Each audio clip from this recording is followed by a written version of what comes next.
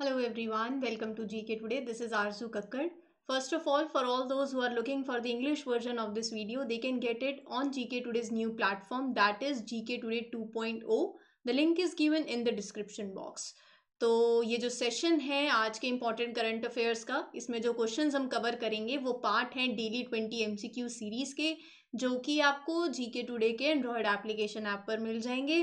Category wise questions भी available होते हैं, more than 500 plus questions every month वो भी अवेलेबल होते हैं, तो आप रेफर कर सकते हो जीके टुडे की एंड्रॉयड ऐप को।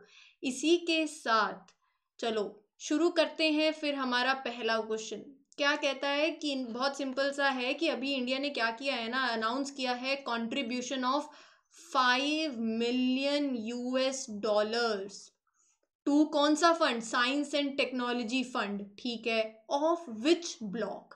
India recently announced a contribution of 5 million US dollars to the science and technology fund of which block.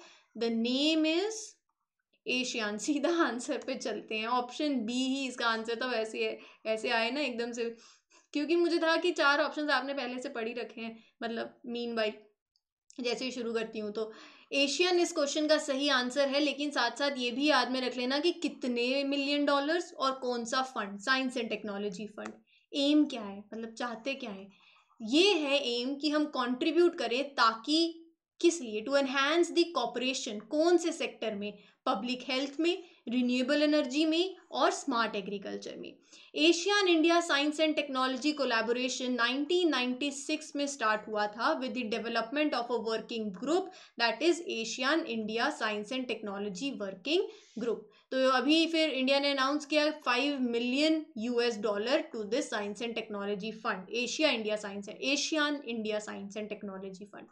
Asian के बारे में अगर आपको जानना है तो मैं ये कहूँगी कि मतलब आप फिर लेक्चर्स रेगुलरली नहीं देख रहे हो, आपको हर दिन कंसिस्टेंट होना पड़ेगा इन लेक्चर्स के साथ, क्योंकि एक लेक्चर दूसरे लेक्चर से कहीं ना कहीं लिंक हो ही जाता है, क्योंकि ये सब चीज़ें बैक इन न्यूज़ चल रही हैं। कोई मीटिंग 4 दिन न्यूज़ में चलेगी, कोई भी नई अनाउंसमेंट हो जाएगी, तो ऑब्वियसली वो इंपॉर्टेंट है और हम एनीवे उसको पहले कवर भी कर चुके हैं, तो आप अच्छे से लिंक भी करोगे। जैसे एशियन के बारे में मैंने 19th इंडिया एशियन समिट हुई, कैम्बोडिया के बारे में बताया जहाँ ये मीटिंग्स हो रही हैं, एशियन के मेंबर्स मैंने आपको बता दिए, और भी 11th मेंबर जो है उसके बारे में डिस्कशन करी, मैप में भी बताया एशियन में अभी 10 मेंबर्स हैं, 11th मेंबर की क्या स्टोरी है वो भी हमने देखी, ठीक है। और साथ ही साथ एशियन डे कब होता है, 8 अगस्त, ये चेक कर लेना, वैसे शायद 8 अगस्त ही है, आई एम श्योर। और एशियन का वो क्या है, विजन क्या है, और साथ ही साथ ये कैसा ब्लॉक है। इंडिया और एशियन के जो कॉमन गोल्स हैं, टू कॉम्बैट चाइना, हमारे टूरिज्म और काफ़ी जियो पॉलिटिकल कॉमन गोल्स हैं हमारे। और अभी इंडिया एशियन ने अपग्रेड करे अपने टाइज इन कॉम्प्रीहेंसिव स्ट्रैटेजिक पार्टनरशिप। बहुत कुछ मैं ऑलरेडी कवर कर चुकी हूँ। जैसे एशियन का अगर आपको सेक्रेटरीट देखना है तो वो आपको इंडोनेशिया जकार्ता में है। ये सब चीज़ें ऑलरेडी कवर्ड हैं, यहाँ पर भी मैंने कवर कर दी हैं एक बार क्विक रिवीजन देने के लिए, बट मैं चाहती यही हूँ कि आप ऑलरेडी सेशंस जो हैं वो देख लिया करो, ये तो कल के सेशन में ही हमने कवर किया था। अगला क्वेश्चन है कि नेशनल हाइड्रोजन मिशन कौन से साल में लॉन्च हुआ था, when was national hydrogen mission launched. 4 options हैं आपके सामने और सही आंसर क्या है, 2021 में, option D, national hydrogen mission launch हुआ था। इस मिशन का एम क्या है, एम है ग्रीन हाइड्रोजन की प्रोडक्शन को बूस्ट करना टू 5 मिलियन टन्स बाय कौन सा ईयर, 2030। और साथ ही साथ जब आपके पास अब इतनी, अगर 5 मिलियन टन्स आप प्रोडक्शन अब आप बूस्ट कर रहे हो, आपके ये टारगेट ईयर्स हैं, तो साथ साथ आपको ये भी टारगेट है आपका कि आप एक्सपोर्ट भी करो, ठीक है। और इंडिया एक एक्सपोर्ट हब बने फॉर दिस क्लीन फ्यूल, ठीक है जी, बात आ रही है समझ में। तो यहाँ पर अभी इंडिया ने क्या किया ना, रिसेंटली सबमिट करी its emission, long term emission development strategy to the UNFCCC at COP27, conference of parties 27, जो कि इजिप्ट में हुई थी ये कॉन्फ्रेंस। ये भी मैं कवर कर चुकी हूँ, ये इतनी बार हमने कॉन्फ्रेंस कवर करी है। ये जो मैं बात कर रही हूँ अब इस हाइड्रोजन मिशन की, इसमें हम ग्रीन हाइड्रोजन की बात करें, जैसे ग्रीन हाइड्रोजन, ग्रीन अमोनिया। क्या है ग्रीन हाइड्रोजन, बहुत ही सिंपल है। जब आप प्रोडक्शन कर रहे हो, तो जैसे वाटर है, H2O है, तो यहाँ पर आप इसकी इलेक्ट्रोलिसिस करते हो, तो इलेक्ट्रोलिसिस के अंदर इलेक्ट्रिसिटी चाहिए। इलेक्ट्रिसिटी कहाँ से आएगी, आपका सोर्स क्या है, क्या आप वही कोल बेस्ड फॉसिल फ्यूल्स का यूज़ कर रहे हो जो कि क्लाइमेट फ्रेंडली नहीं है? ऑब्वियसली हम तो अब चाहते हैं ना कि हम रिन्यूएबल एनर्जी की तरफ मूव कर रहे हैं, सोलर एनर्जी, विंड एनर्जी, ठीक है? तो इससे अगर आप हाइड्रोजन प्रोड्यूस कर रहे हो इस इलेक्ट्रिसिटी से जिसका सोर्स नेचुरल गैस है, तो कोई फ़ायदा नहीं है उस चीज़ का, क्योंकि आप फिर क्लाइमेट और सस्टेनेबल नहीं है चीज़ें। तो इसीलिए अगर ये हाइड्रोजन आप वैसे प्रोड्यूस कर रहे हो तो वो ग्रे हाइड्रोजन हो जाती है। लेकिन अगर आप यूज़ कर रहे हो इस इलेक्ट्रिसिटी के लिए जो बनती है उसका सोर्स अगर आपकी एनर्जी है जैसे सोलर एनर्जी, राइट, तो ये जो हाइड्रोजन है ये ग्रीन हाइड्रोजन हो जाएगी। बात आ गई समझ में? तो ऐसे ग्रीन हाइड्रोजन, ग्रीन अमोनिया, कौन कौन से सेक्टर्स जैसे ऑयल रिफाइनरी, फर्टिलाइजर्स हो गया, ये जितने भी सेक्टर्स हैं, स्टील सेक्टर, वो प्रोड्यूस करते हैं ग्रीन हाइड्रोजन को फॉर देयर ओन यूज। यहाँ पर इंडिया ऑब्वियसली इस क्लाइमेट चेंज में और एमिशंस की जो हमारी स्ट्रैटेजी है कि हम कम करें, तो उसमें काफ़ी सारे स्टेप्स भी ले रहे हैं। इंडिया का ये मेन एजेंडा है कि हम इलेक्ट्रिक व्हीकल्स का जो यूज़ है उसको मैक्सिमाइज करें। इथेनॉल ब्लेंडिंग के टारगेट है हमारे कि 2025 तक 20% रीच करें, ठीक है? तो ये सब चीज़ें आपको मालूम होनी चाहिए। अगला क्वेश्चन कहता है कि which state has ordered complete ban on public display of weapons and songs glorifying violence. तो वो सॉन्ग्स जो वायलेंस ग्लोरीफाई करते हैं उनको दिखाते हैं, और ऐसे वेपन्स मतलब तो पब्लिक डिस्प्ले वेपन्स का और ऐसे सॉन्ग्स का जो वायलेंस ग्लोरीफाई करे उनका कंप्लीट बैन। ये कौन सी स्टेट ने ऑर्डर किया है? वो है पंजाब। ऑप्शन बी इस क्वेश्चन का सही आंसर है।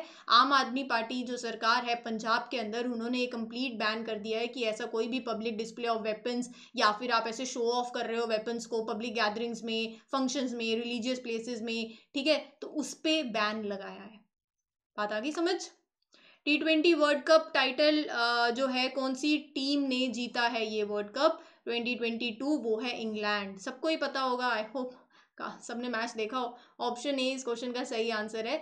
तो इंग्लैंड जो है उसने ये वर्ल्ड कप जीता है, T20 वर्ल्ड कप। और साइडवेज जो आपकी जीत हुई है, तो दूसरी साइड कौन था? पाकिस्तान। इंग्लैंड और पाकिस्तान के बीच में ये जो फाइनल्स था, तो जिसमें इंग्लैंड जो है 5 विकेट से जीता ओवर पाकिस्तान। कहाँ हुआ था? Melbourne Cricket Ground. बहुत इंपॉर्टेंट है ये भी जानना कि ये कहाँ हुआ। और Ben Stokes scored an unbeaten half century as the country won the title. तो पता चल गया अभी जो नाम है ये क्रिकेट से जुड़े हुए नाम है, क्रिकेट के प्लेयर हैं इंग्लैंड से।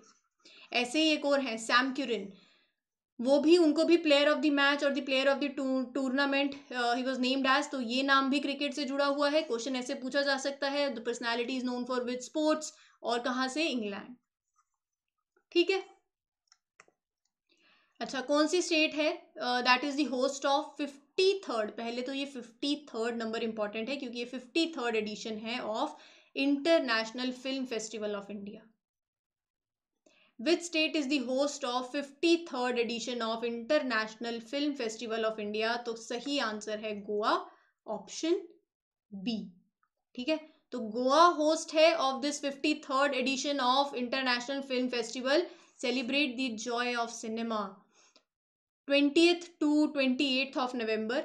जो कंट्री स्पॉटलाइट में रहेगी इस इवेंट में वो है फ्रांस। एक और ध्यान में रखो, स्पेनिश फिल्म डायरेक्टर हैं Carlos Soro. Satyajit Ray lifetime achievement award is to be given, इनको दिया जाएगा स्पेनिश फिल्म डायरेक्टर को। और साथ ही साथ इस बार टोटल 15 फिल्म्स हैं जो कि compete करेंगी for this coveted golden peacock at the 53rd edition. और एक चीज, एक एडिशन भी है 75 creative minds of tomorrow.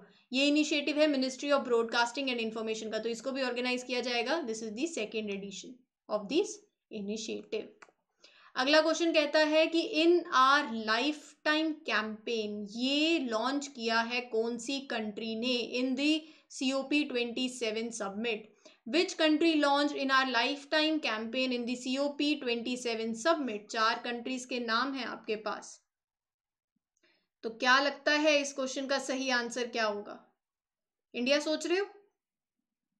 Option A तो करेक्ट है, बिल्कुल सही है, इंडिया ही इस क्वेश्चन का सही आंसर है। तो देखो बात ये है, life time, in our lifetime campaign, ये कैंपेन कहता है कि अब आपको यूथ जो है, जो 18 से 23 साल के हैं, ठीक है, तो बाकी कहेंगे मतलब अब अगर हम 24 के हैं तो हम यूथ नहीं है, अब हम यूथ में नहीं आते।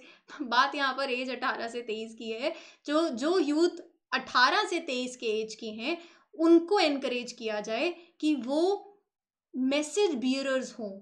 किस चीज़ का? Sustainable lifestyle. आज सबको मॉडर्न लाइफस्टाइल चाहिए, लेकिन वो भी तो इंश्योर करो कि वो सस्टेनेबल लाइफस्टाइल हो। सस्टेनेबल लाइफस्टाइल के मैसेज बियरर्स हों ये यूथ। इनको इस कैंपेन में इन्वॉल्व किया जाए, इनके साथ कॉन्वर्सेशन हो, कैसे आप इनोवेटिव एक प्लेटफॉर्म दिया जा सकता है ताकि हम कंसर्न्स, इश्यूज, सॉल्यूशंस जो हैं उनके पास about climate change, adaptation and mitigation, तो वो जो है शेयर कर सके with the leaders of the world. ठीक है, तो ये इनिशिएटिव जो है एनविजन करता है to recognise youth from around the world कि क्लाइमेट जो एक्शंस, इनिशिएटिव्स हैं, ये इनके जो सोल्यूशंस हैं ये यहाँ से भी आ सके और ये मैसेज बियरर्स बने ताकि ये मैसेज जो है आगे लेकर जाएं।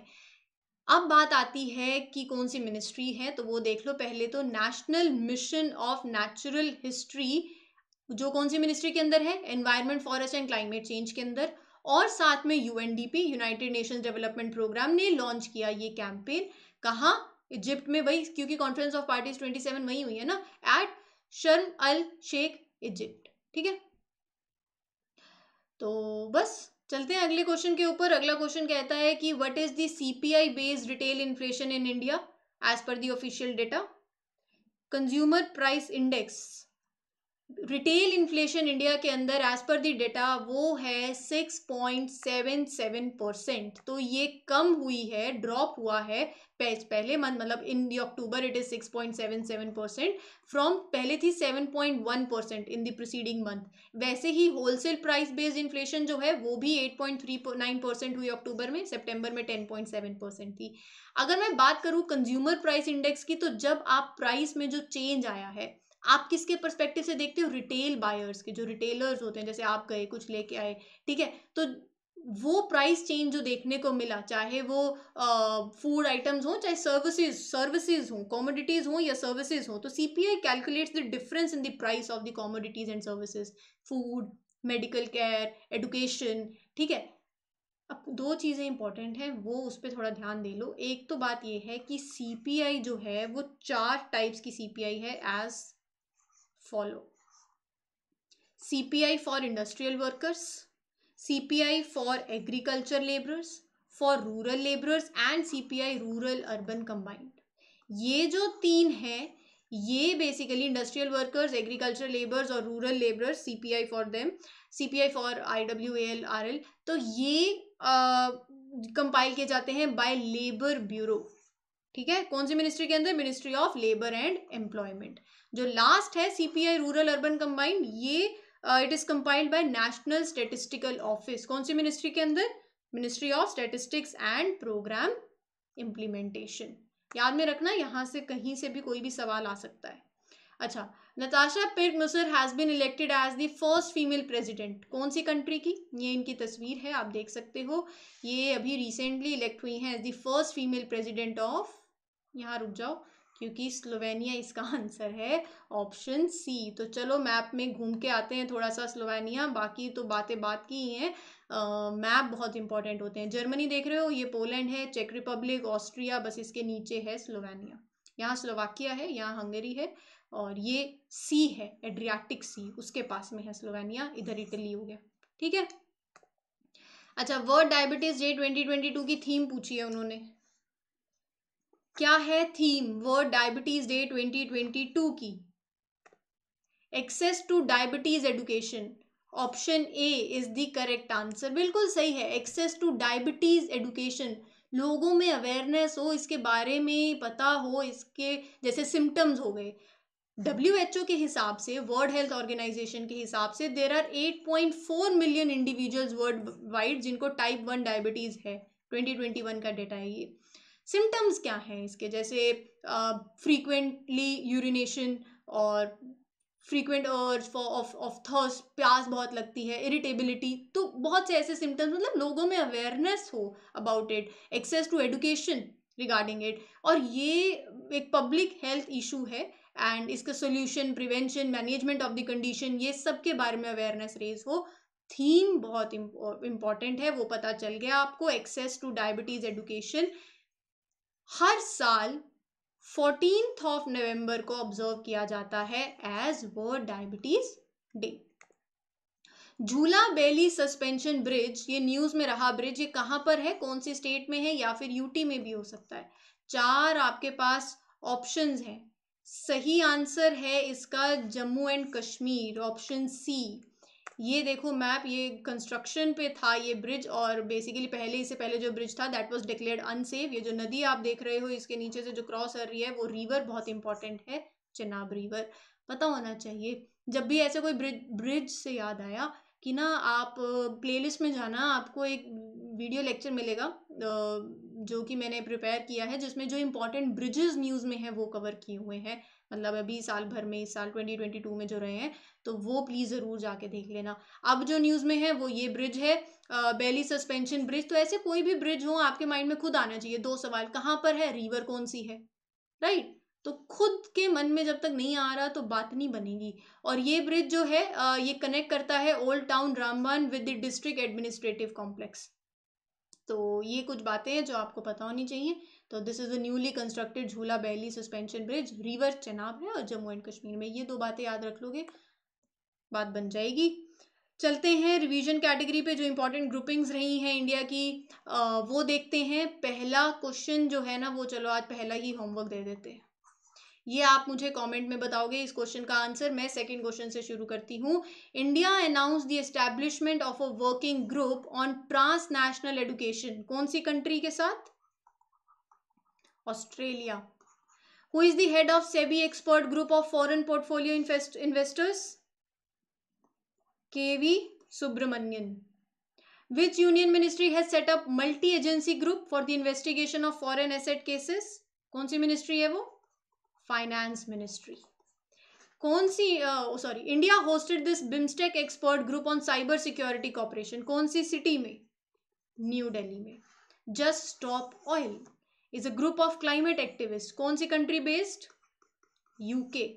How many countries are the part of partners in Blue Pacific grouping, 5। वो 5 आप देखोगे, मतलब आपको पता होना चाहिए। कौन सी कंट्री है that was the last to join the BRICS group, South Africa. अच्छा ये क्वेश्चन है, ये भी आप होमवर्क ले लो। पहला क्वेश्चन है, which Indian chess player won the Norway chess group A open chess tournament, R Praggnanandhaa. Which global group formed a company to build and supply devices that allow small satellites in orbit, Sony. ठीक है, चलो अगला question देखो। The key accused in Sunjuwan terror attack case arrested by the National Investigation Agency belongs to which of the following terrorist group, Jaish e Mohammed. Which grouping has launched a new initiative to boost flows of digital FDIs globally along with World Economic Forum? सोचो, digital corporation organisation. Greenko group commenced the construction of its renewable energy storage project in which state? Andhra Pradesh. Which institution led the group that has developed the India's first 5G test bed? IIT Madras. Which is the first Asian country to join NATO's cyber defense group? South Korea. अब थोड़ा सा economics based question देख लेते हैं। Education cannot wait fund, ये associated है with which organisation, United Nations. अगला question कहता है कि what is the original corpus of funds for startups launch under startup India initiative, ₹10,000 crore.